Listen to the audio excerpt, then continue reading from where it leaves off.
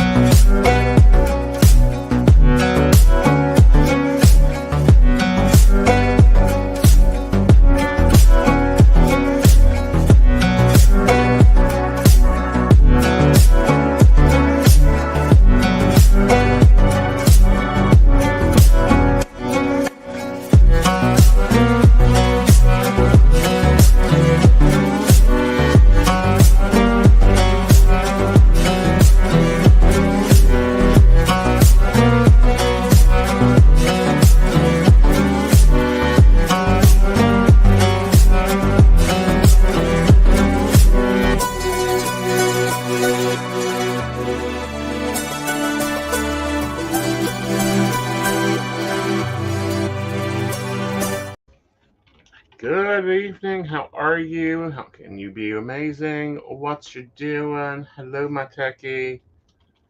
Hello. Hello, Miss Brenda. Nice to see you, darling. Oh, God. All right, pre-warning. This is my second cup of coffee in the past, 7 hours. So we're going to be a little fuzzy logic today. After like 3 pots in the last 24. You did not. I did. You did not. Oh my God. Yeah, like I was being held together with caffeine, nicotine, and this pure fucking spite. God, I just thought we had to shave you. I didn't know why you looked so fuzzy. Uh-huh. He was vibrating apparently. Yes, on some nth degree. So yeah. Yeah, But for no, those who don't know, A Network, because we're not going to name names, Patreon gets that benefit. yeah. Pulled the most instant, cutest, bullshitting, stupidical April Fool's joke on their psychics.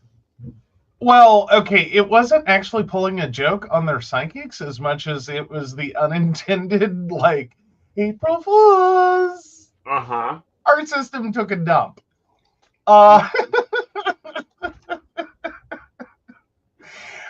And it's kind of one of those situations. There's so much going on for them right now. Right. You can't even start to get mad. No, I can't. Because it's like it's one of those, like, this is the problem that occurs at the end of a series of unfortunate events that started long before. Right. That is only tangentially related, but surprise, right. Today is when boom goes the dynamite. Yep. So it was a moment. It's like, I'm trapped.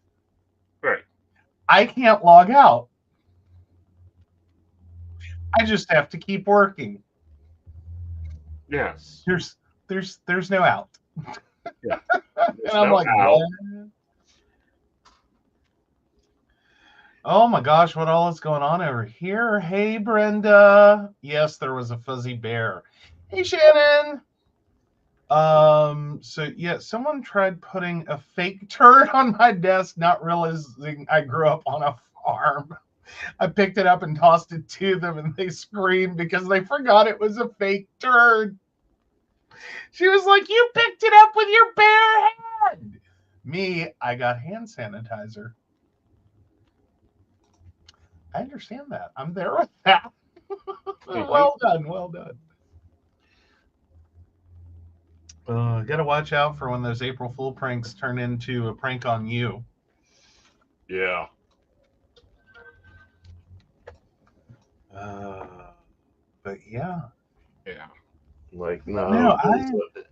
This has happened a few times over the past couple of years on different networks. So I wish that someone would go and go, here's the fucking code. Well, yeah. I mean, it would help. Like, there's so many things there. One, if you're all one system, Yeah. like, it'd be really cool. And, like, if you're looking for a multi-billion-dollar business idea, create a single, unified, perfect system for life coaches, psychics, basically anyone in a call-based industry that gets paid per minute. Create a perfect platform. Legitimately, create a perfect platform. All one code, does video, chat, email, like you name it. It does all of them. Push that out into the world with perfect performance, or at least the hope. Right. And just take over the industry, dominate it. You would. Because some of the stuff is so legacy code. It has been moved between so many different programming languages. Developers have come and gone like 15 times over. Oh, honey, I think that I've overseen more developers come and go and leave than most of the planet. Yeah, and at this point, it's gone through agile, and it's gone through all these different methodologies and theories on programming. So some of it has, I'm sure, some of it has notes. Most of it probably doesn't. There are endless segments, I'm sure, that I don't know how that works. Or but it works. No one knows what the hell that does, but if you take it out, it all goes boom. Yeah. So good luck. It's the duct tape. We don't know where it came from. It's the alien spit programming that we downloaded from a mothership and just dropped into our site. Yeah, makes no logical sense, but it fucking works, and so we're running with it. Exactly. Don't ask me what it does or how it works. Because and that's true. That's true of a lot of programming. That's the hidden, if you want to look under the hood of programming, a lot of it is. It's not supposed to work, but you know what? At 3 a.m. after, a fair amount of marijuana and or alcohol, someone made it work. We don't know why it works. We don't know how it works, but it works. So we just, until it quits working, we're not going to touch it. And that's the secret sauce of literally everything.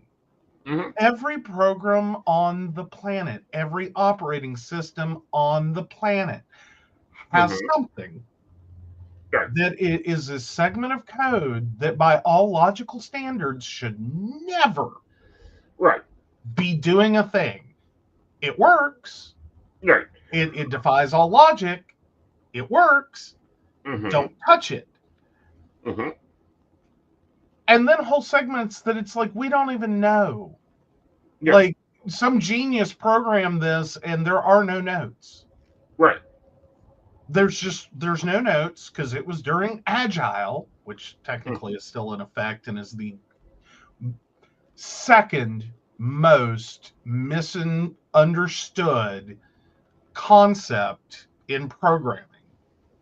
Because it's a methodology. It's not a language. It's not a it is theory on how to push code to production. And to reduce the time that it takes and reduce the amount of extra work that people are doing so that you can get from idea to finished product faster. Kind of like some of my dad's house repairs, says Brenda. Probably yes.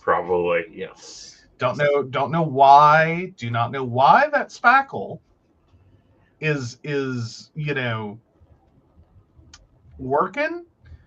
because it's the only thing on the wall that is worth anything. But you know what? That wall is still holding.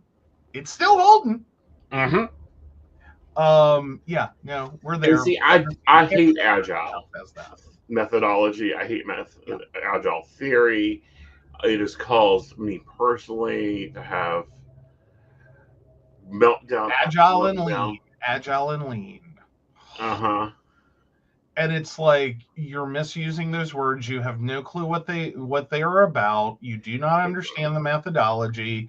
If this is the important part, you are completely bypassing notes, code cleanup, and actual functional understanding of how this is working in the wild.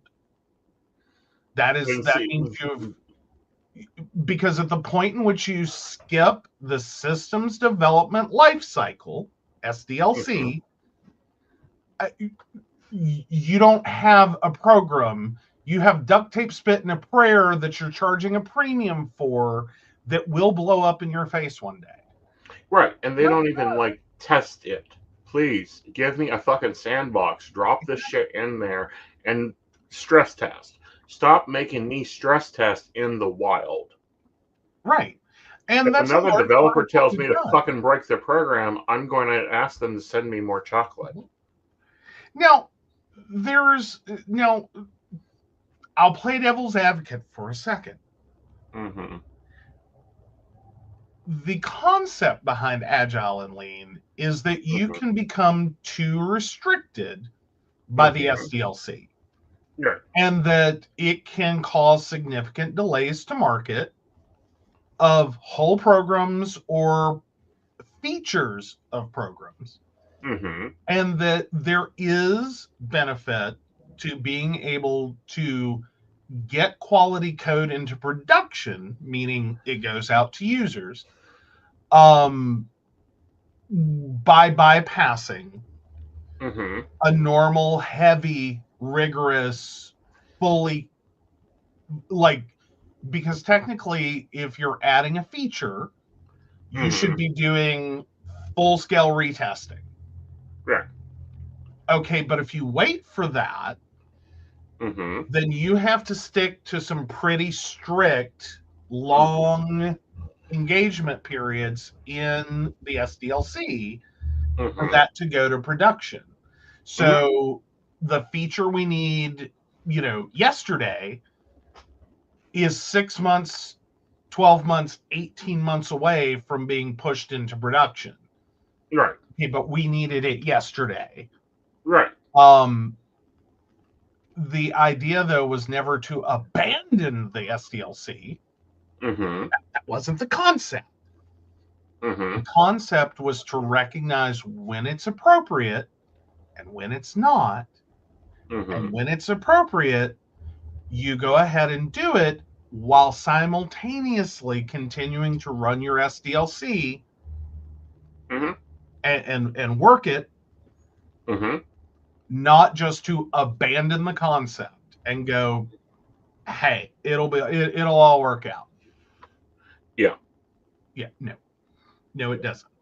It doesn't. You end up with a lot of pissed off people that have paid you a shit ton of money that are pissed the fuck off. Yes. And people that are like, and I wish these developers and these tech people would understand the life cycle of the advisor that they're dealing with. I find it hilarious when I get pulled into a meeting with a developer and they're giving me corporate speech, and I fire back with, "Have you sandboxed this? Whose fucking idea was this?" And they're just like, "What?" Yeah. Well, because ultimately some of the biggest problems with going agile and lean is your bullshit meter has to go through the roof. Yeah. As in not even your bullshit meter, your ability to bullshit. Let me correct that. The ability to bullshit and just talk your way out of, you didn't even fucking test this, did you? Right. Like, you didn't even compile it and run it one fucking time. You just wrote it, slapped it out to production, and distributed it. Mm-hmm. Like, if you want to know how we had that giant, massive event with CrowdStrike, Mm-hmm. the one that like all these massive corporations with fleets of computers were suddenly crippled, Mm-hmm. just unable to function because a Windows update got pushed out. Mm-hmm. This is what that is. Yeah. You did a thing, you tested nothing, pushed it into the production program. Mm-hmm. May the odds be forever in your favor. Mm-hmm. Good luck. Good fucking luck. Yeah. And that's it. That's it. Right. And we're doing it. This is what we're doing. Every program is basically a beta. At best, on a good day, the programs that we are buying and paying for, or paying subscriptions for, because you don't buy and outright own a program anymore. Right. That we are subscribing to, it's betaware on a good day. Mm-hmm. Most days, it's an alpha idea that should have been thrown away. Like, valiant effort. Mm-hmm. Try again. Yeah. Don't throw, like, and especially if you're paying a never-ending premium. Right.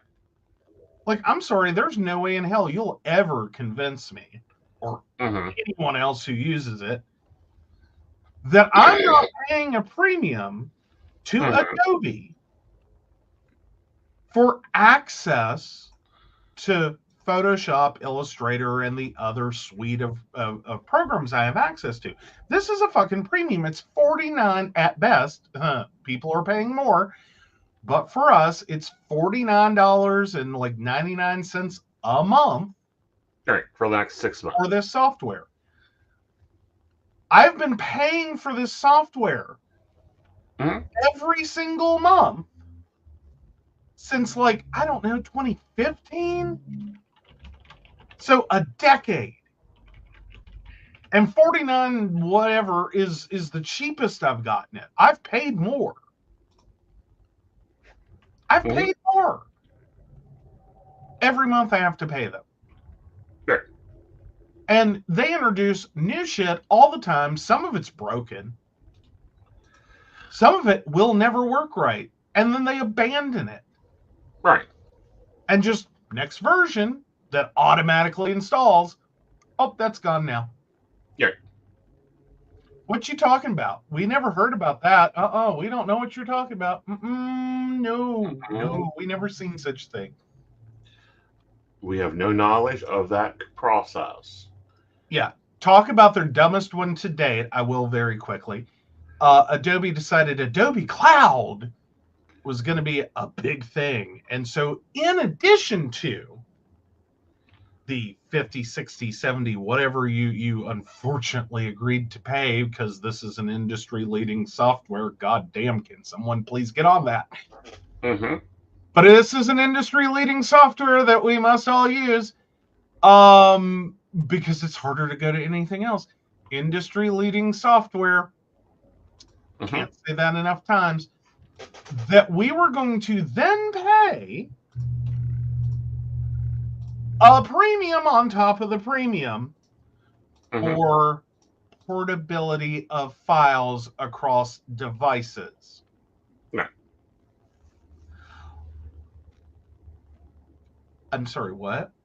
You want more?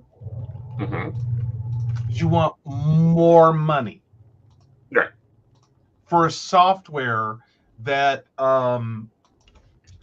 prior to your subscription model, people maybe bought every third version of, or fourth, and it was a big day. The day that you spent what I spend currently in a year, for you to go spend that money, and okay, I need like a month to figure out what all's different, right, and get my workspace set up and be ready to move forward. right. Now my workspace, there's no point in saving it. There's no point. You're going to update this app at some point, and you're going to obliterate it. My workspace is gone. It doesn't matter what my preferences are. You will blow them up. You've done it to me over and over. I don't even bother anymore. Right. I don't even bother. Industry-leading software. Can I say that one more time? Like, this isn't some chump change shareware wannabe. Yeah. This is fucking Adobe. Right. Industry They leading. can't figure out that I'm not you today, by the way. Mm-hmm. Oh, what?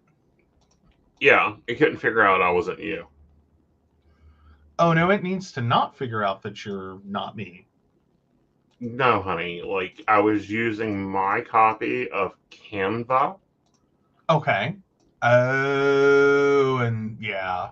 Yeah, and Adobe pops up, and I'm like, I didn't ask for you to appear here today. Oh, guess who integrated? Uh-huh. Like, fucking Canva is goddamn integrated to everything now. I know. I'm like, they even have a desktop option, which I'm disinstalling. You may have to go back to doing my graphics. Well, I mean, I try to as best I can. But no, it's nuts. Yeah. Like, and Canva was a great resource, and I could even more than validate the fact that it was worth spending a little money for you to have access to.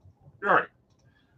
So that you could quickly roll something out and not have to wait around for me to, like, Right. I mean, especially one-off graphics. Yeah. It's a one-day sale. It's right. not a new weekly, monthly thing. It's a one-day, one-off. Right. Like, or boom, it's something I just want to fucking create, and I'm trying to explain it to you, and it doesn't work that way. Yeah, you go do it. You got it. Yeah. You know what you want. Nothing I'm gonna do is gonna. No. Like, we can spend all day trying to do this, or you can just go smack it around in Canva until it's done. Mm-hmm. But yeah, no. But no, and then.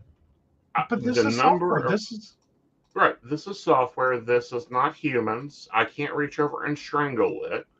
Although I swore I was going to see if I could find one of my Australian friends to send a kangaroo to their office to maybe back the system around this morning.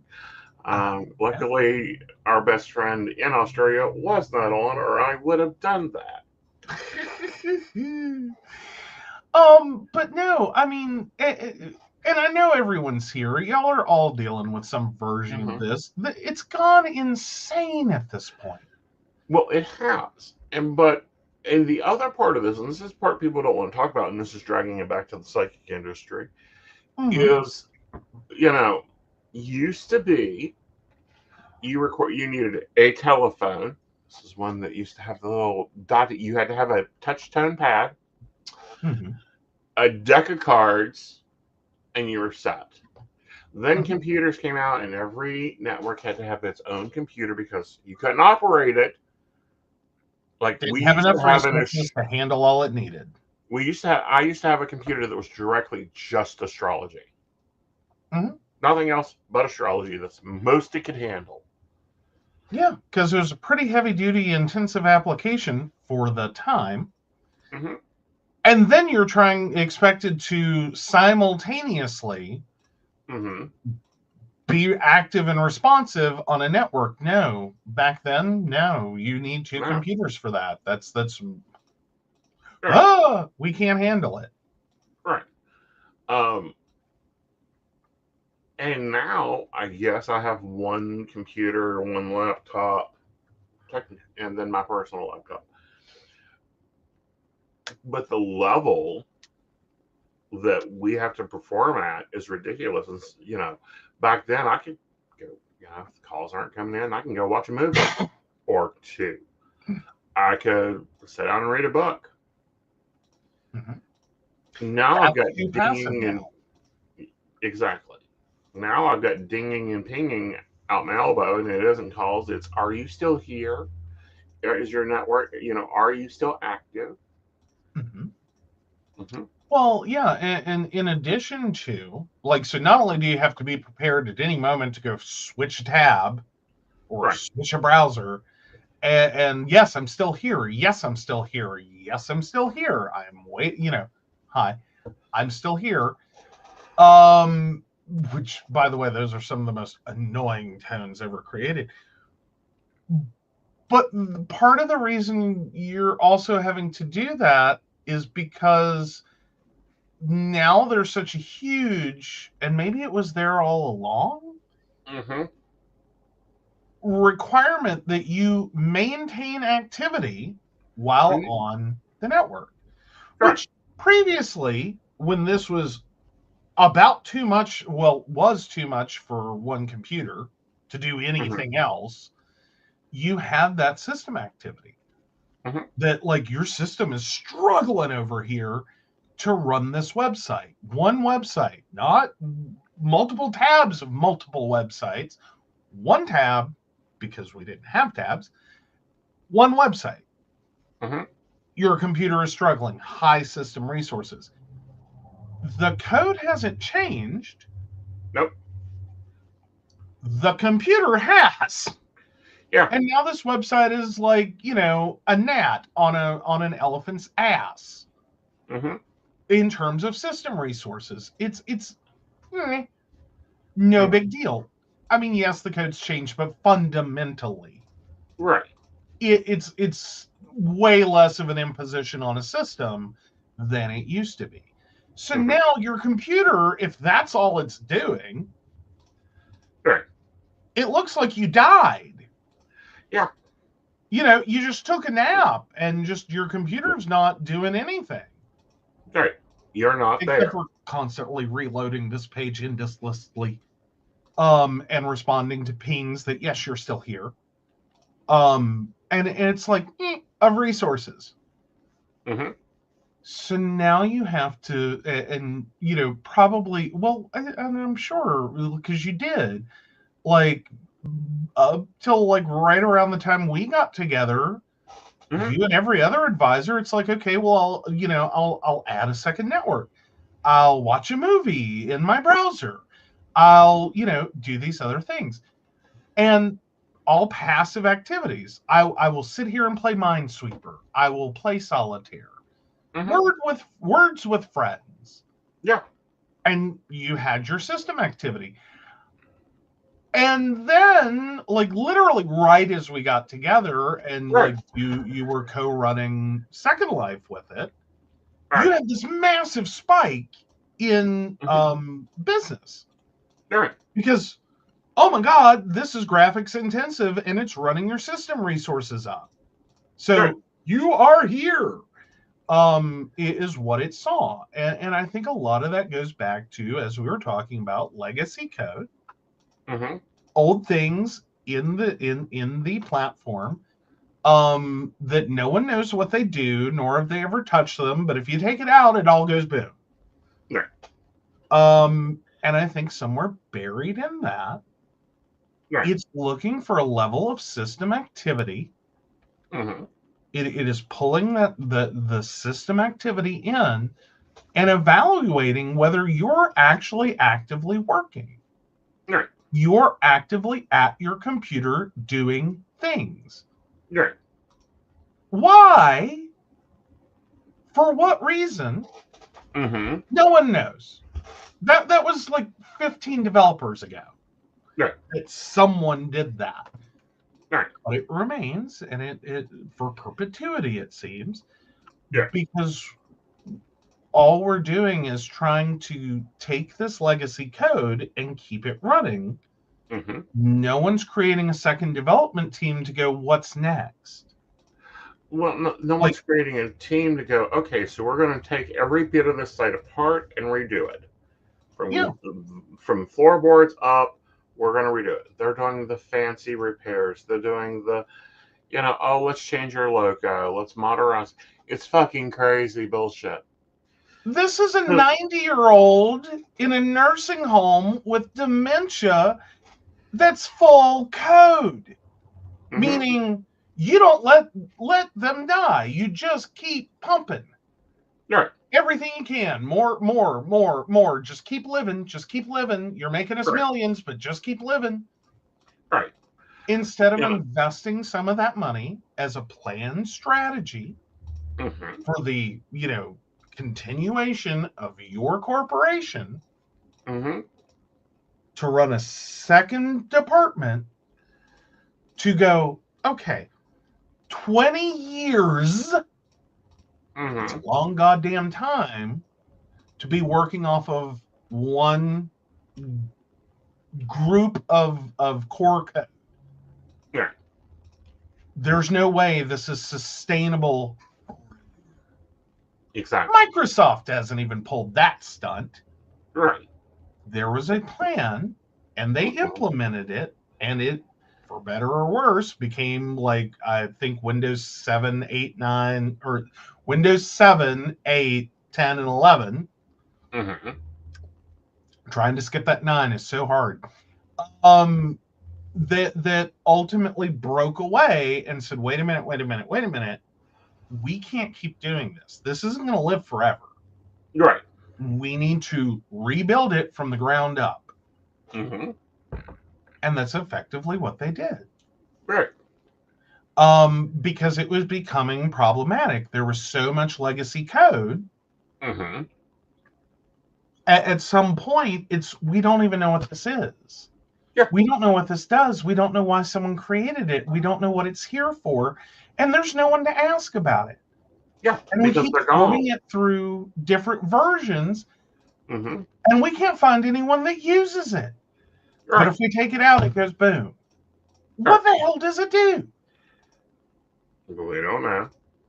Yeah. So instead of doing that, at some point, as an intelligent business practice, you have to step over to the side and go, okay, we're starting a new development team. They're going to recreate from the ground up. Mm-hmm. Lovely, fully documented code that is fully functional at a future point that will be the next generation Mm-hmm. of this thing. Right. And that way you're not bringing forward all this weirdo random things that have been around for 20 years.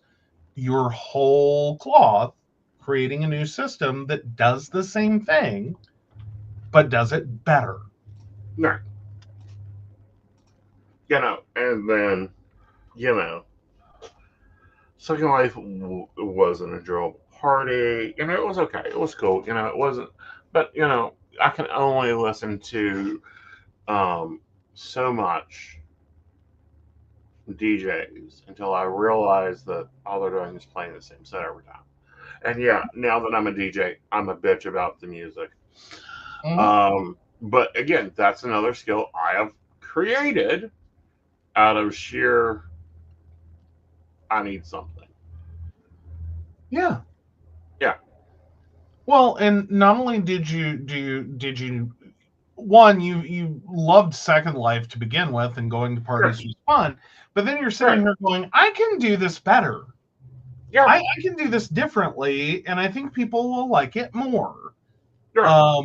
That, like, this is cute, and I like Mm-hmm. it, I enjoy it, Mm-hmm. but it's the same experience over and over And and over over. and over. And someone who only goes to like a couple parties a month may never notice. Yeah. And there were But when this DJs that I was becomes, literally at every one of their sets. yeah, because it gives you system activity through the roof. Mm-hmm. And that's what you needed from it. But then Right. you're sitting there going, this is effing ridiculous. Yeah. Oh my God. Yeah. Like, I can't just sit here and listen to the same set over and over and over and over and over. I'm gonna go crazy. This is Groundhog Day. Yeah. So I started DJing, and then life happened, and we bought a Sims. And I met this person who's my house mama. She's an instant lovable Oh yeah. person. Shout out to Blue. Shout out to Blue. Nancy, what's the subject? How a psychic stays awake at more than 24 hours. And the Nancy, bullshit let's just y'all call guys this don't know. let's call this the no subject show. Yeah, Like if it were a Friends episode, it would be the time they didn't know what the hell they were talking about. exactly. So she Because introduces me to to chimeras, which are digital animals, um, and they're circuit fighters, and you can do that, and you can mine to get materials to help your to help your animals and to breed them, and something called fishing. Yo, this is like the lowest level of I need a brain to do something. And that was the only thing I could process this morning. Was I can sit here and click a fish and I can watch my rate of activity hit 200 at a time.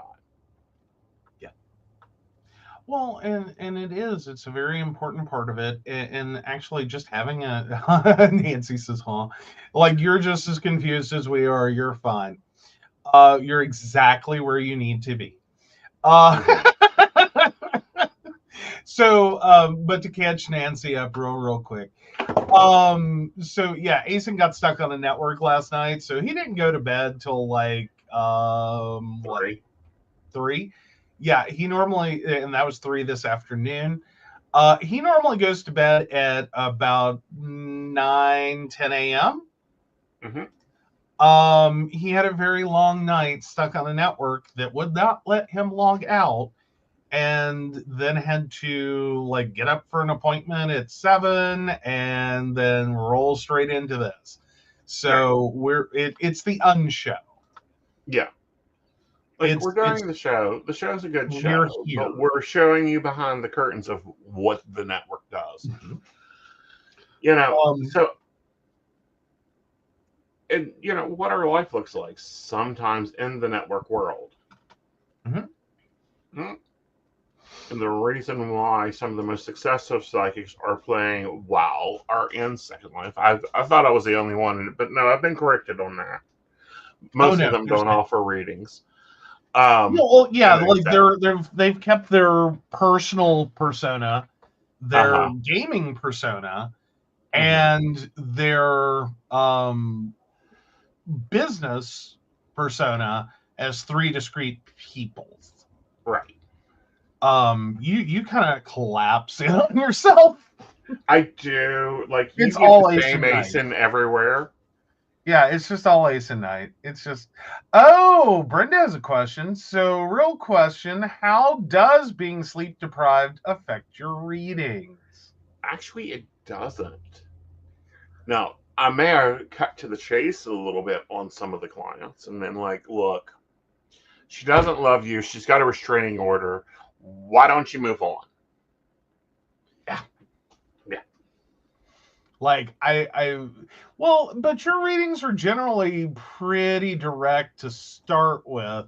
Though Right. I could see that being a moment where fully energized, you Mm-hmm. might be a little more gentle with it of like, I don't know how to best explain this to you other than the facts, Mm-hmm.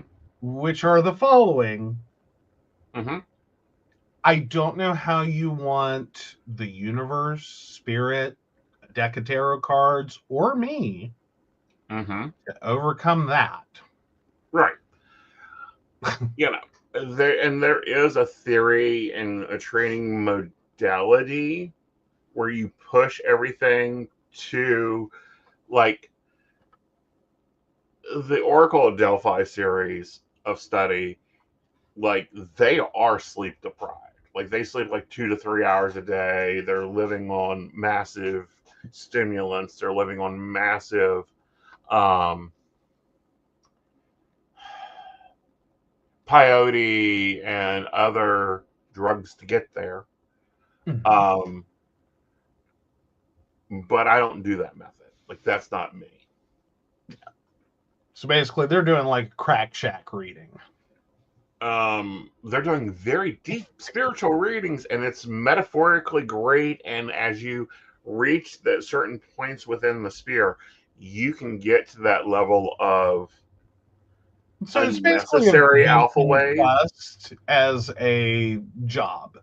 Yeah. Like you're basically throwing yourself at the mercy Mm-hmm. of total intoxication, sleep deprivation, just the Right. absolute fringe of human Mm-hmm. functionality, and then hoping that slams you Mm-hmm. directly into the metaphysical and not, an arrest. Right. Because these aren't healthy states. Like horrible things can happen. That like do Exactly. not try And this at do happen. home. Yeah. Do not try this at home. Do not try this on a Tuesday. Do not try this unless you are with a shaman that follows a modality that will get you to that state in a proper way. If you're Yeah. going to go out and do peyote, mushrooms, ashwagandha, there's a few other ones I'm not going to mention. Yeah. Do not do that just because it's Tuesday. Yeah. No. I mean, some cautions could be made there that this is not a suggestion for it's that we know that there are people out there, are practitioners out there that do this, Right. that want to do this, that They're choose to trained in ignore. doing this. Yeah, well, but no, what I mean is like as an a next level, they Right. want to engage with that. Mm-hmm. Please don't do that alone. Please don't drive to the middle of the desert and wander around alone to do Mm-hmm. that. Right. I will not name names, but there was a moment a Mm-hmm. couple years ago that like that seemed like the thing someone was doing. Not you, No. obviously. Oh, yeah. But someone, and I just my mouth just set agape. Like I cannot believe you just said that. Mm-hmm. Like you're just no, because I like as they're describing it, I had this whole envisionment of like you have someone working with you that is completely sober, well rested, absolutely 100% looking out for your welfare, Mm-hmm. making sure you eat, making sure you get liquids, making Right. sure and that there is an emergency person Right. in case of emergencies that is sane, lucid, and sober Right. that can pull you back from an edge, call 911, has the resources to get you the fuck out of this bad situation you might walk yourself into. Mm-hmm. And it's like, no, I'd go alone to the desert and do that. And it's Yeah. like, oh, no. Oh, no, you do not. No, No, you don't. no. And no, Pendulum, it was not you that done this. This was an author that done this, and this was part of that practice. Mm-hmm. And I understand principle and theory and logical behavior behind it, but still, No. there comes a point. It's like, Well, I will study the theory of Delphi reading. I will study the ideaism of altered consciousness reading, which is a debate on whether psychics naturally can alter their consciousness or not. But I get all that. I understand all that. I can rock that pretty. However, sleep deprivation just puts me into higher alpha wave. Like I'm able to maintain that alpha wave easier. Granted, at the same time, I don't give a fuck if the dog's barking. I don't give a fuck if the husband has been fed. I don't give a fuck whether the house has been cleaned. yes. Kid showed up today, and I think that I've got to text him later that, hey, like, I had not slept. I, you know, and it's beginning, and it starts isolating shit. Like, my readings become primal focus. Um, and it's like, I am not technically writing. I am not creating articles. I am not doing videos when I am in that altered state because it is just straight read. Mm-hmm. It's Mm-hmm. like I do not have the capacity at the moment to do anything but tell you directly exactly what's going on. Mm-hmm. Like, it's just, nope, nope, nope. I don't care about your feelings.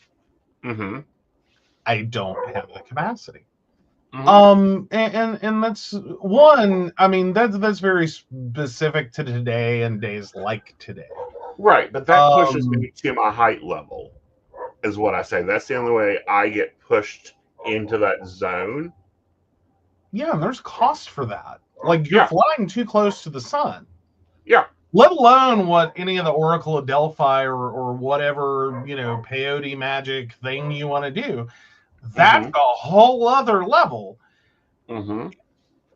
And I always likened it to, Right. and I know this is probably the point where we get censored. Or everyone's like, ew, that's a horrible comparison. But it's like, there's this whole thing about, like, the best orgasm you can ever have is through autoerotic asphyxiation. That may be true. You really sincerely need to do that? Right. Because holy crap, Right. what has happened in your life that you have chosen this route? I'm not saying, I'm not really trying to be judgy. Don't yuck someone's yum Right. if that's really what you want to do. But I really have to, at the same time, question, Mm-hmm. what the hell? Right. And I want to address this. Yes, I teach and I continue to maintain the principles. You do not need to drink and do drugs or do drugs and read. Period. You should not be mixing those two together. And when I say drugs, I mean illicit drugs. I mean drugs that are not in pill form that alter your stasis. But even in some drugs, and this is the constant debate on my doctor, and a lot of debate with my doctors about, no, I'm not doing that, and here's why. No, I'm not taking that medication. It dilutes me too much, and here's why. Um, so yeah, sleep deprivation, it does make it easier to get to state, to stay in alpha wave, to maintain alpha wave. And I probably gave some fucking amazing readings. I'm waiting for the feedback later. But that's not my everyday. That Or, drains the battery quickly. yeah, or you run the risk that these were the worst readings possible. Mm-hmm. Because at this point, good luck if he remembers them. Yeah, you don't. Well, I don't normally remember them anyhow. I know, but fundamentally, what I'm saying is, like, but you typically have enough, like, awareness of your readings Mm-hmm. to be like, no, that was a legitimate reading. That was Sure. or I needed, I probably shouldn't have said it that way, or I feel a little uncomfortable with what that was. Like, you at least have an awareness of, like, Sure. spotty moments in a reading where it's like, oh, I wish I hadn't done that, Sure. or I don't know what I was thinking when I said that, or Mm-hmm. and maybe some of that can be just like, because there's a lot of new readers that have that problem. Right. Is they're overly, like, concerned with their delivery. They feel like they're stuttering or hemming and hawing or mumbling, and so you Mm-hmm. get in your own head, Yeah, you got to get out of your head. and it's like, First off. stop it. Yeah. But it doesn't mean you never do that. Like, some Right. of it is, but in the beginning, it's like, no, you just got to pop the training wheels off and hope you don't slam into a tree. Right. Like, that's the only way you learn to do this. And I've seen you basically tell people that is like, stop trying to lean on the training wheels, Right. just do it and get better at it. Mm-hmm. And then we can start talking about how to make you better. That, okay, maybe don't phrase that like that. Maybe Well. say this instead. Maybe, start prefacing with some things. Mm-hmm. Do this, add to it. But for your first few readings, pop the training wheels off and hope you don't hit a tree. Yeah, And and if you not hit only the that, tree, get back up, get on the bicycle, and try again. right, but some of the shit is flat out of my mouth. Mm-hmm. Over the years, burn his shit. Mm-hmm. You know, or, if you thought that relationship was microwavable, you should have read the directions first. Um, don't buy that car because the transmission sucks, and 2 days later, Kia recalls it. Yeah. Like I have diagnosed vehicles. Like I do not know why people think men know cars. This is my husband. He can tell you what I do in a car and what I know about a car.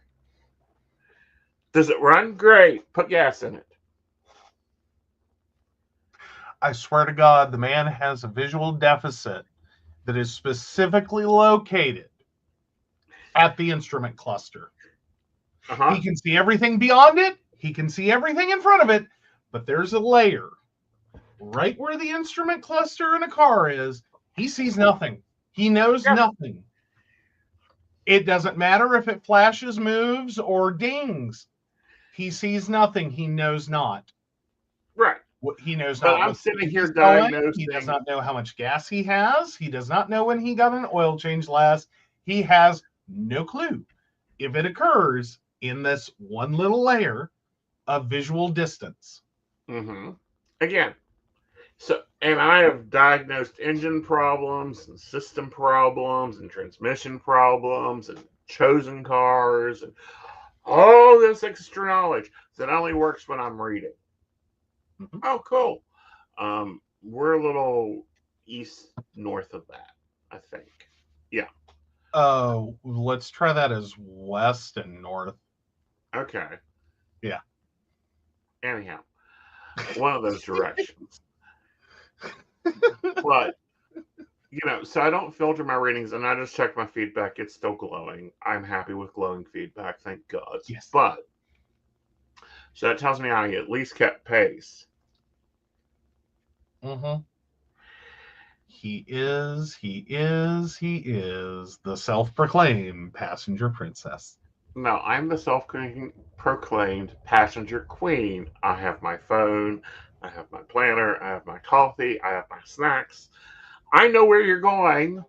I can at least nav you if I need to. But I'm over here doing a totally different world.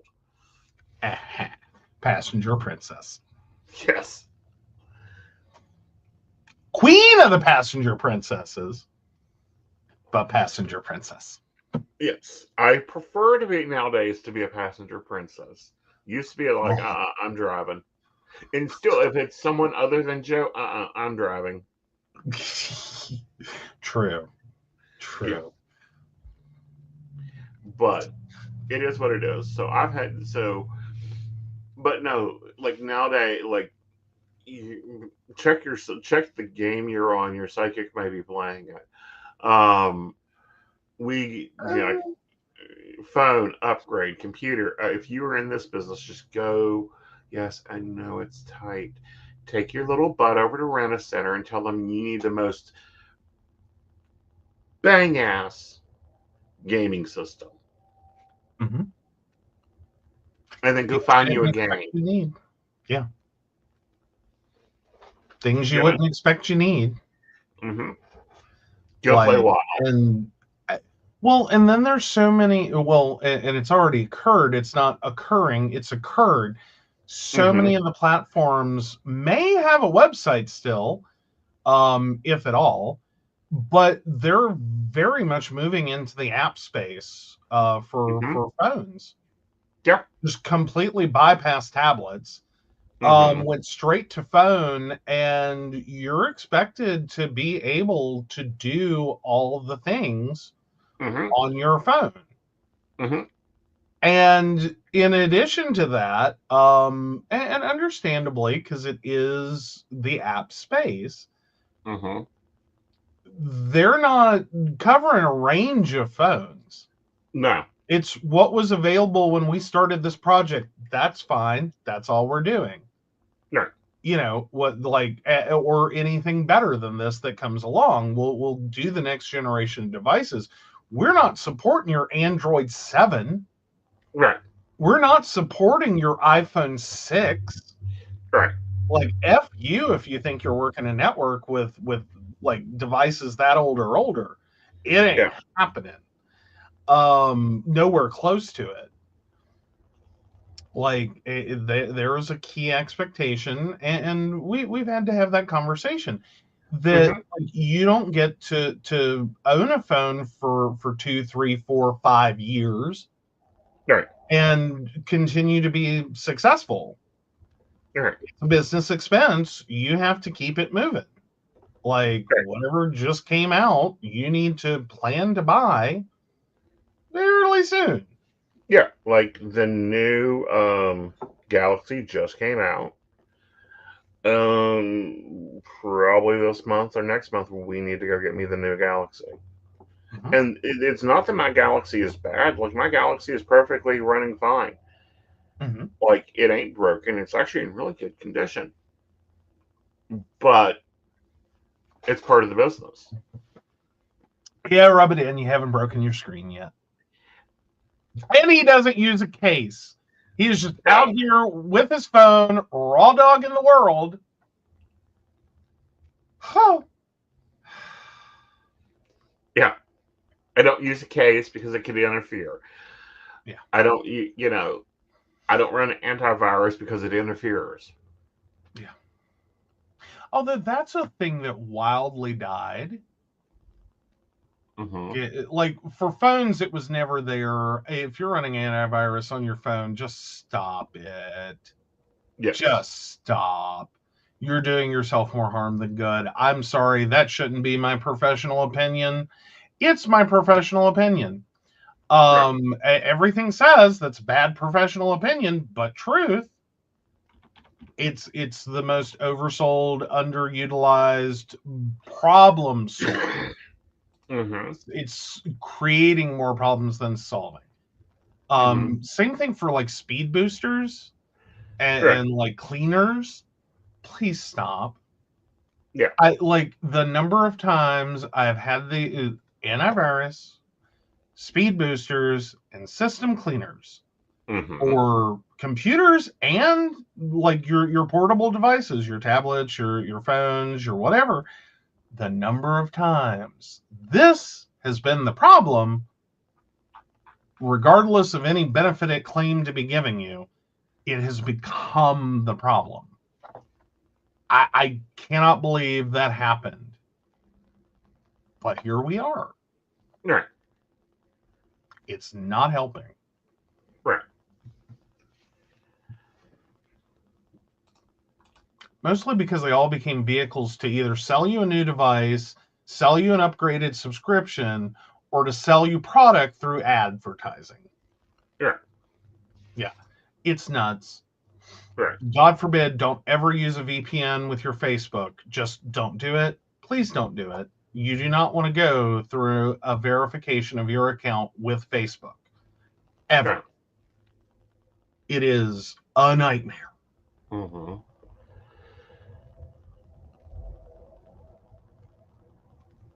Yeah, and it gets crazy because it's like, oh, you can get a VPN. No, you can't. Don't be running a VPN if you're a sidekick. Like, do your manual cleanups, do your manual sets. Yeah. And again, for like, VPNs are not a bad thing in and of themselves. Used appropriately, they have many benefits. This is, again, one of those most oversold things that most people don't need, and 99% of people don't understand how to use them. Like, it's a waste of money. Please stop. You're not protecting yourself from hackers trying to get into your system. I know that's what they told you. That's how they sold you.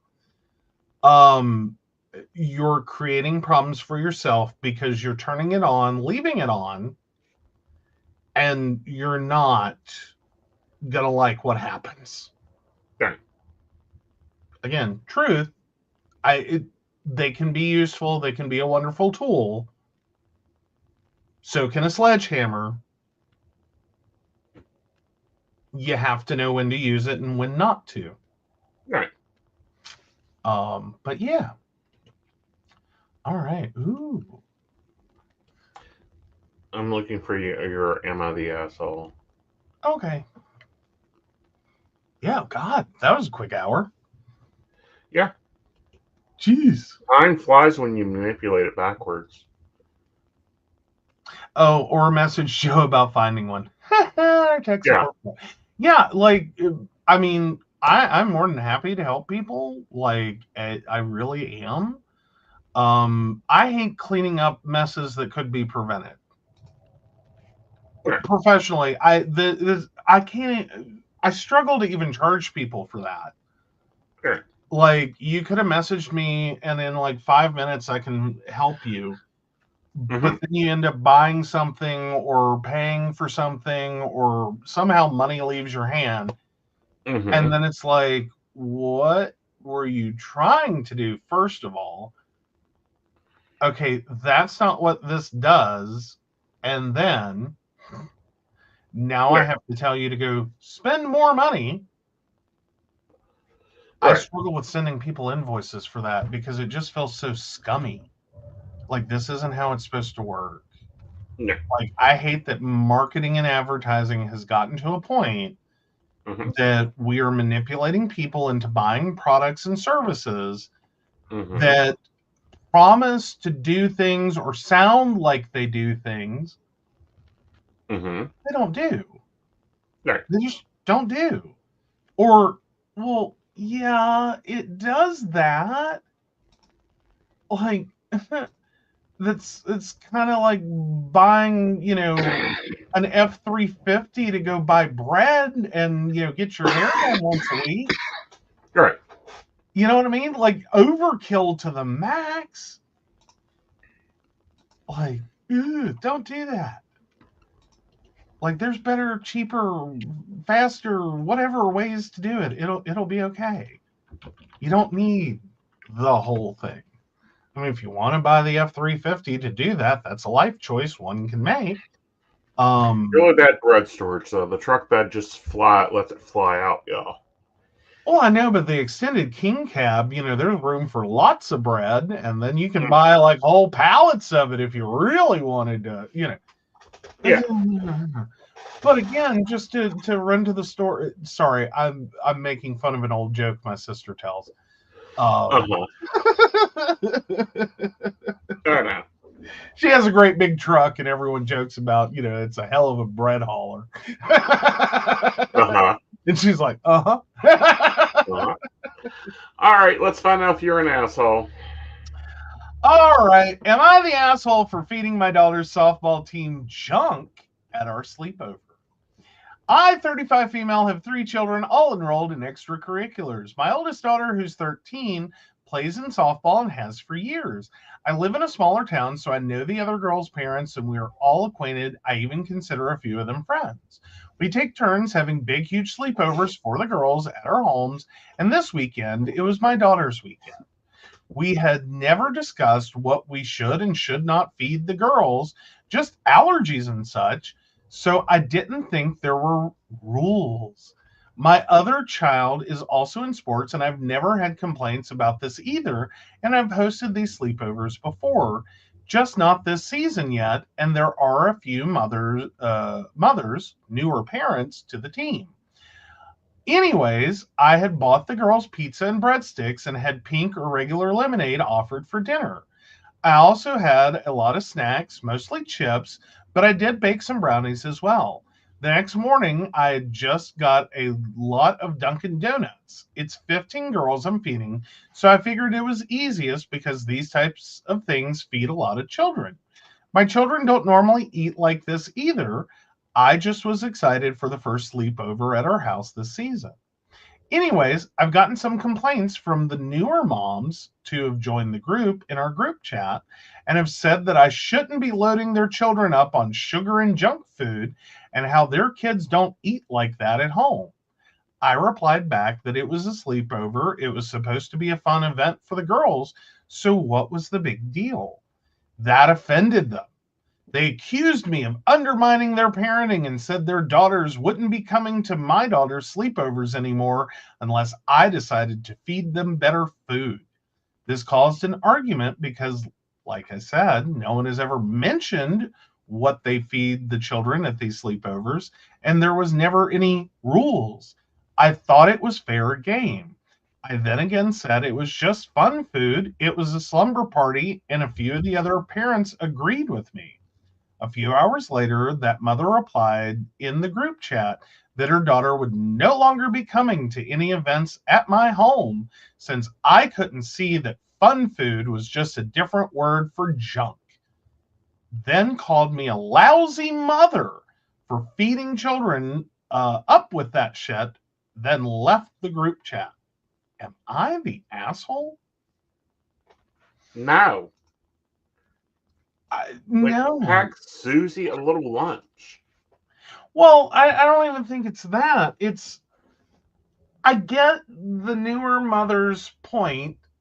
They had an expectation that wasn't met, that wasn't articulated, and just assumed that everyone would just magically know what they were going to do or how they acted or how, like, what choices they were making. And argumentatively, I will point out that, like, okay, that is a lot of like high carb junk food. It's No. junk. Um, uh, Typically, it's a sleepover. It's a one-off event. You don't expect, or I think most people do expect. Order a pizza, have some brownies, have fun. Right. Not here's your salad and your oatmeal and we're just all gonna like do the healthy thing and pretend we're all having fun. Right. And this also sounds like a mother that's programming her child to be a star softball player and programming that, no, you have to be on this diet. These are 13-some-year-old girls. Calm it down. Exactly. Calm it down. These are young teens. So I'm assuming most of this team is going to be probably between like 12 and 14, 12 and 15, somewhere in there. Right. Like, calm it down. Right. Like, these are not pro athletes. Maybe they will be in the future. Right. But for the moment, they're teenage girls enjoying a sport. Exactly. Even if they were teenage boys enjoying a sport, it wouldn't make a difference. Even if they were teenage and trans, it wouldn't make a difference. Calm down. It's a fun team building exercise. It's not all about, and nor should life be all about just let's only ever do the healthiest thing we can. Right. Have a little fun. Food is a big part of how we have fun as a community, as a group, as a team. Live a little. Right. Now, as for expectations, if that's what you thought was going to occur, I can understand your frustration. I do. I would get your frustration that, like, this is not what you expected.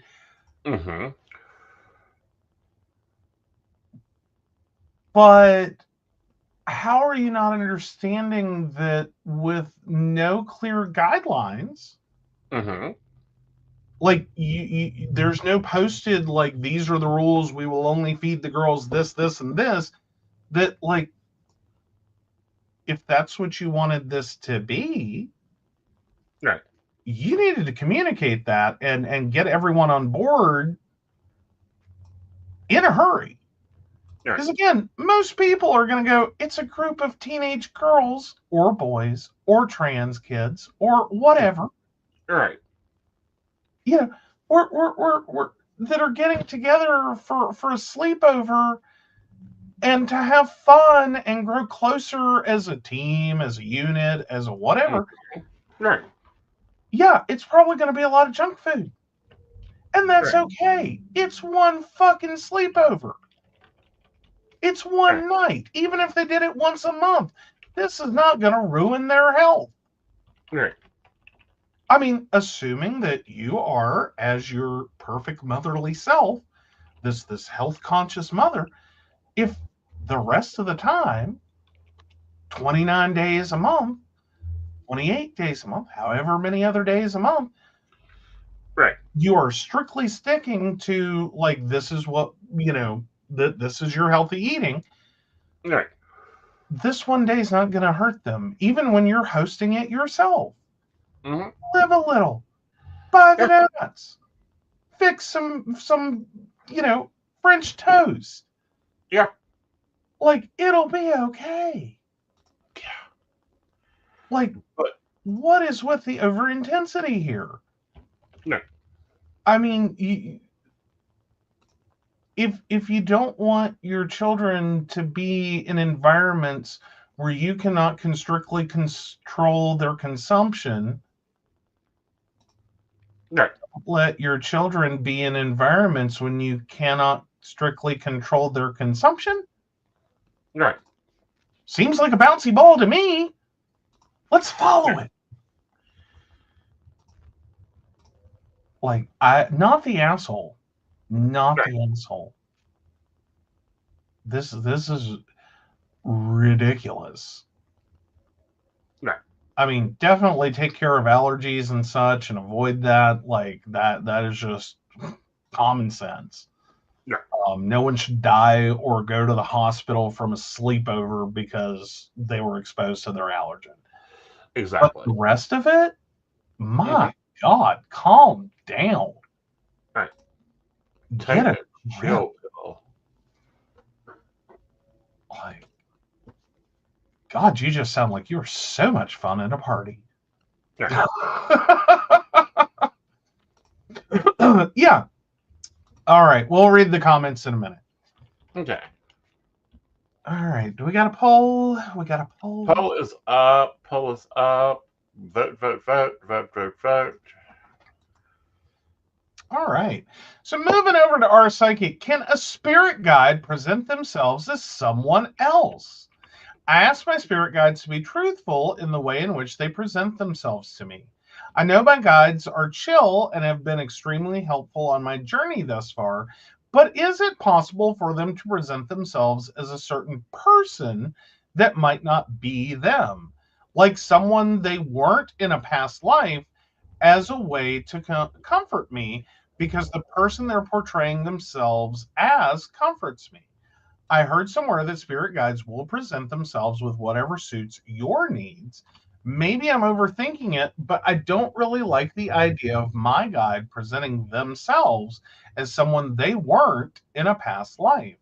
I'm new to this whole thing, so information on this would be much appreciated. Thank you. Spirit guides can present themselves as anything that you need them to present to.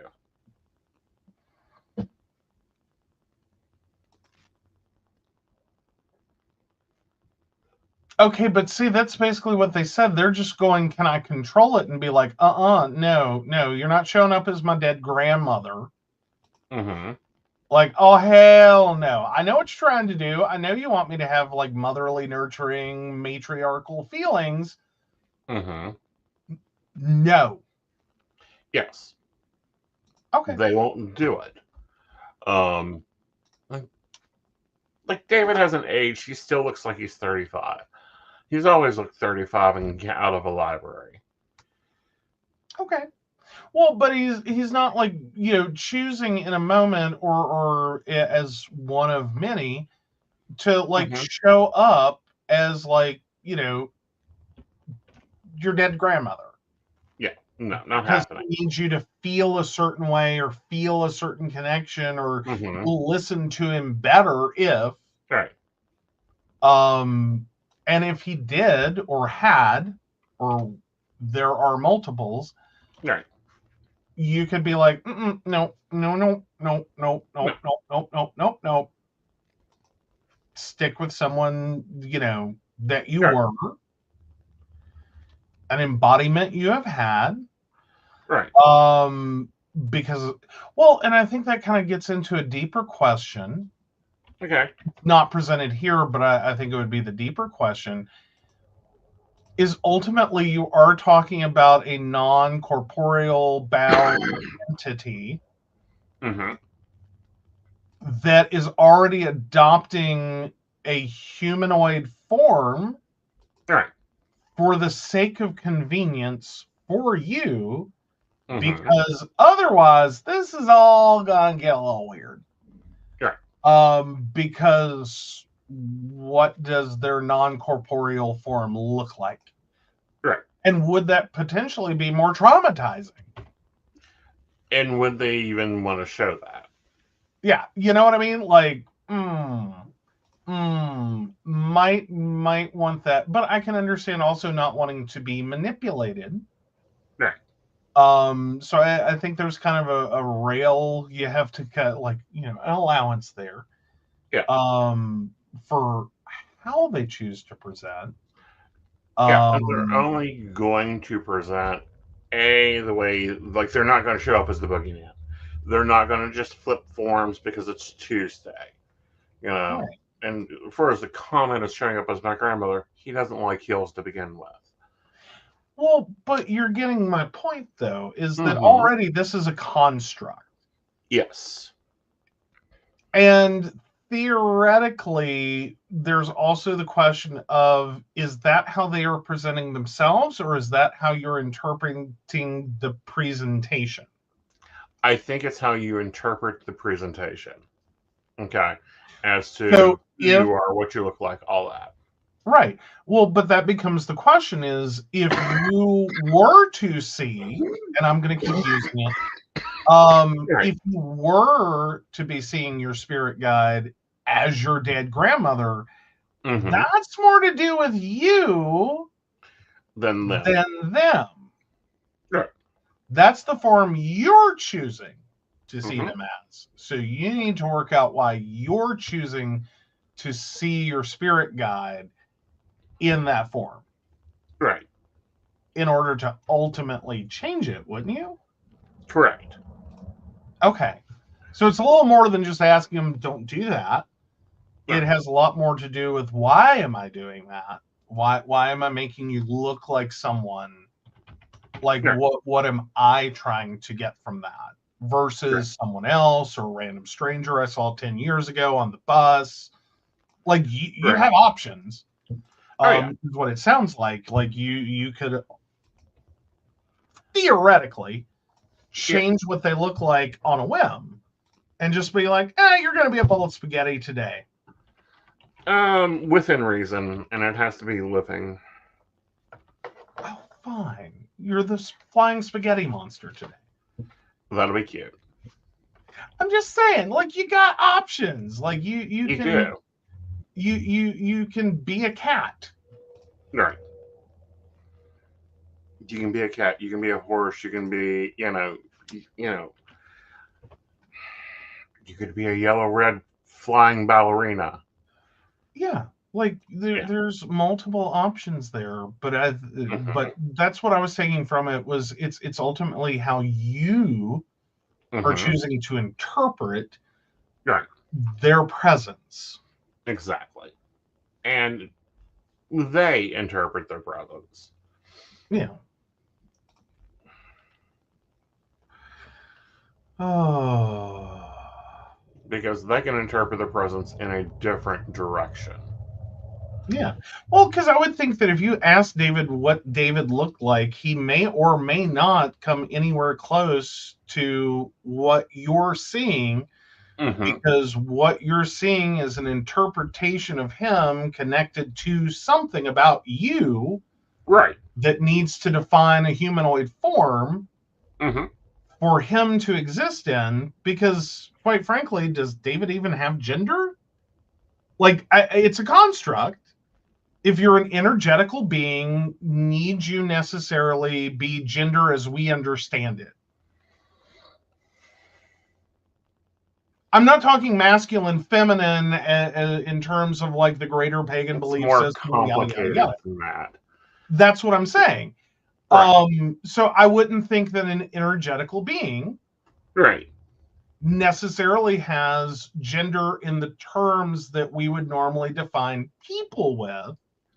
Right. Well, okay. I'll give you the way it's handled. We barely have an idea what gender is. To break it down to two cosmos is ridiculous. Try 6 to 8. Yeah, at Yeah, least. at least. I mean, wait till you find someone in wait till we actually meet the aliens. We may find there's a lot of things to consider. Yeah. But yeah. But yeah, but no, like on my page, you can go over and check out Spirit Guides, and here's a description of all my guides. Yeah, I have an animal guide, a big black panther that runs around. But those are constructs that fit the limited variability of the human experience. Mhm. Like that's kind of where I like that was my understanding. Right. And that's why it's like, okay, I think y'all get way too hung up on like what your guide looks like. Well, that's because It's not a we are visually identified. match.com. Right. Well, You're not swiping left or right. Like, get over it. no, you already done the swipe left or right. Okay, you already done the interviews and decided just who the hell is guiding you on this mission already. You hired your staff before you got here. Sorry, there is no firing.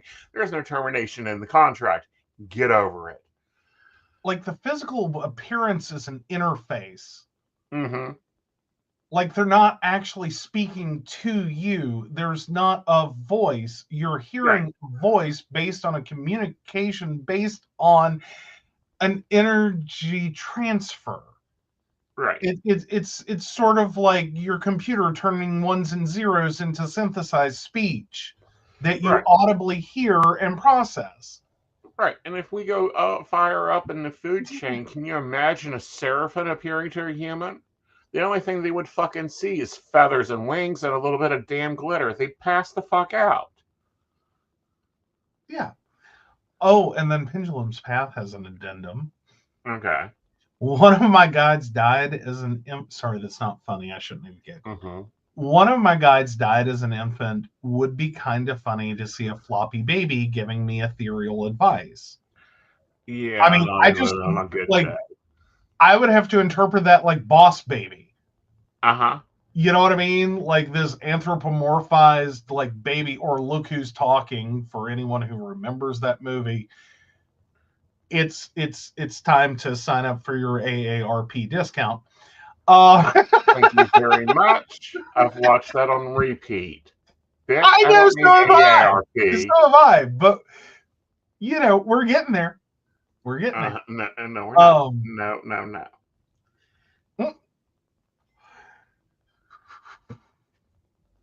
Yeah, but no, like guides change forms and directions. Normally they kind of progress in age. Like he's not as tall as he used to be, but I'm taller than I used to be, type things.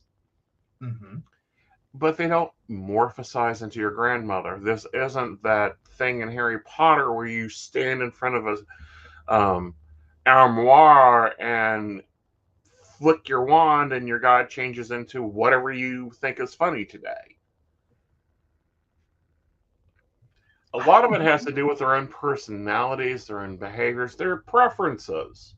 I've seen guides walk around in the most beautiful kimonos, and they have nothing to do with Asia. They just think they're cool. It's the human limitation of your constructual ideas to interpret information on a binary precept that is on literally ones and zeros. Yeah, so yeah, guides aren't shapeshifters. LOL. They can shift their shape, but not shape shifters. Some words trip you up. I swear to God. Mm-hmm. Well, and let's even talk about the dead. Okay, I'm going to even go far as the dead. Most people get very confused when the dead pop up and they're 30.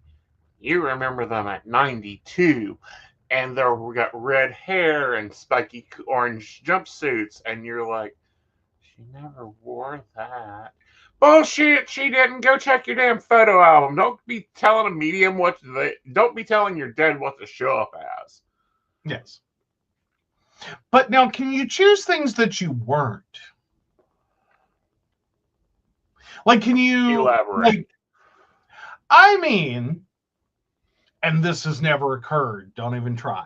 There are no photos of this. But could I choose to have to be 5'2", 100 pounds, with my preferred, desired, I tried so hard only to find out my base hair color is red, spiky M&M hair, like my idealized self? Go Can I back to just your 30. choose that? You normally go back to what you look like when you were 30. Oh, fuck. Minus like glasses and hearing aids and canes and associates. Well, fair enough, but damn. Fully functional 30-year-old wasn't that Right. bad. I can live with it. Or die reincorporating, design it for a next life. I can't live with it, but I can be dead with it. That works. That's cute. Sorry, sometimes I realize what I'm saying, and I'm like, well, that's not accurate. Yeah. So, yeah. Yeah. But, we get stuck on these constructual ideas of barometrical equality, and it's like, no, they can actually do what the fuck they want. Like, I'm not going to be 5'2" with blonde spiky hair. Then go be a spirit guide, not a human. Oh, fuck. I have to work through my afterlife just to look how I want to. God damn it. It's a trap. Yes. Existence is a trap. That's 42. We now know what it all means. It's a trap. Right. I'm okay. Well, I'm cool. Now that I've figured out the meaning of life, universe, and everything. God damn. Welcome to 42. Or 4 or 4B, depending on which way you want to look at it. Fair enough. All right. So we do have some comments here. Oh, yeah. All right. So Brenda says, regarding our Am I the Asshole? No, actually, no. This is about the spirit guide. So my cats already tell me what to do. I don't need my spirit guide to be a bossy cat. But they could be. They could be. But they could also be a bossy lion that looks at you and goes, nah, that's your dog. Go pick it up. Fair enough. Yep. Yeah. All right, guys. So let's check out that poll. Are you the asshole?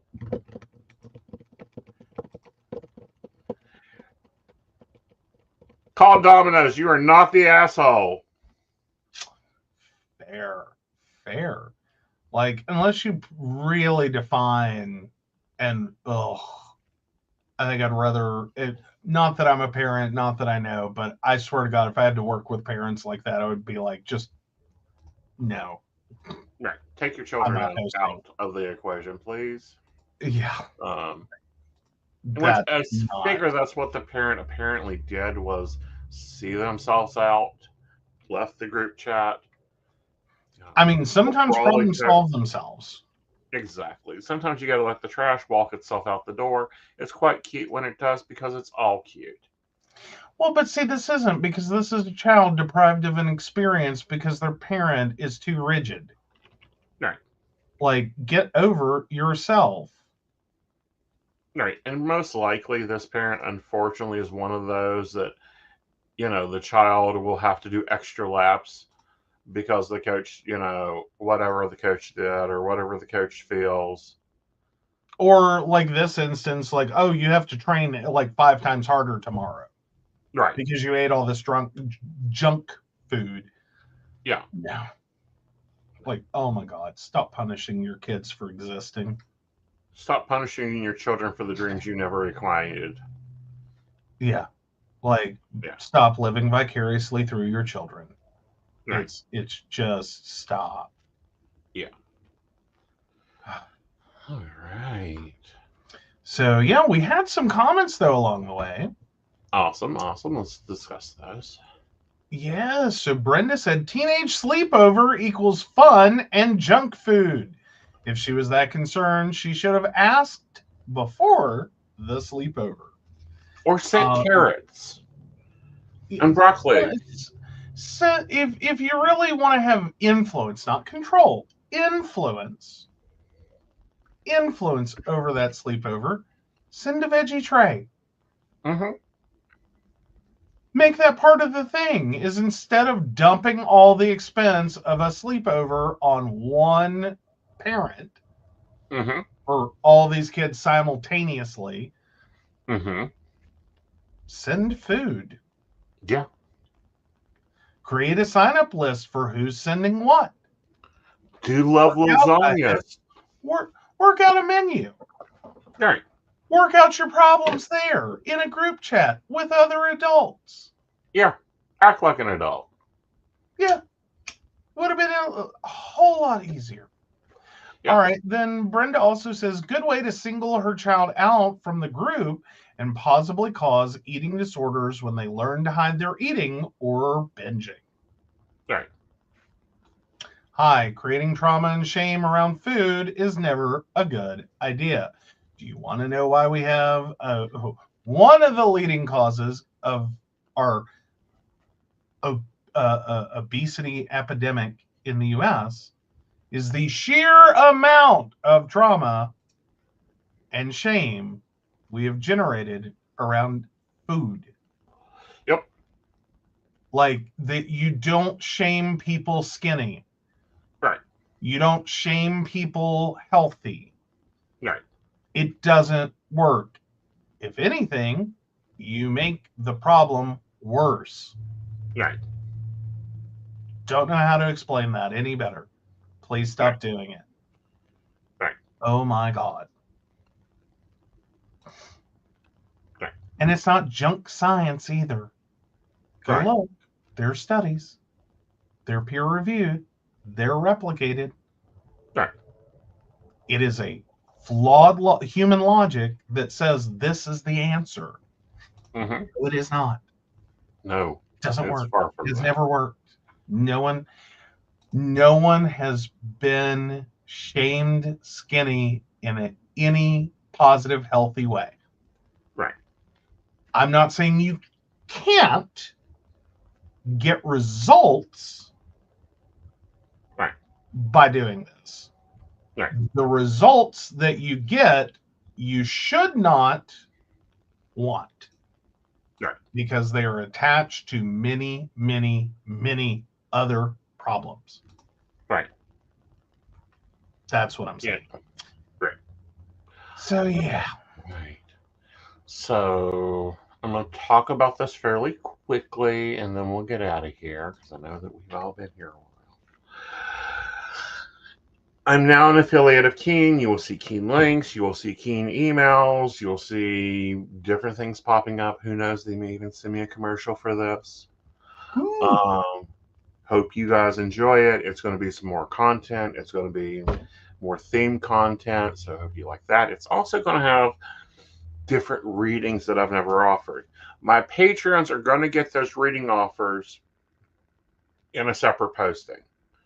Follow the posting for the Patreon. See your post. If you want that reading, look in your Patreon portal, not Discord, Patreon portal, and you will see where you can order that reading. Awesome. Yay. Yep, I can still say what I want. Yes. Yes. They haven't muzzled him yet. They haven't figured out how. Mostly because they're still recovering from any future or any past attempt where they tried. Yeah, like, they drew back bloody nubs.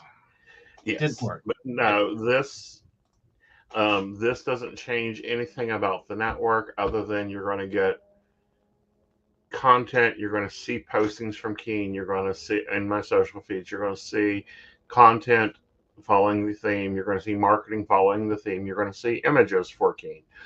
About our marketing department if you follow my socials.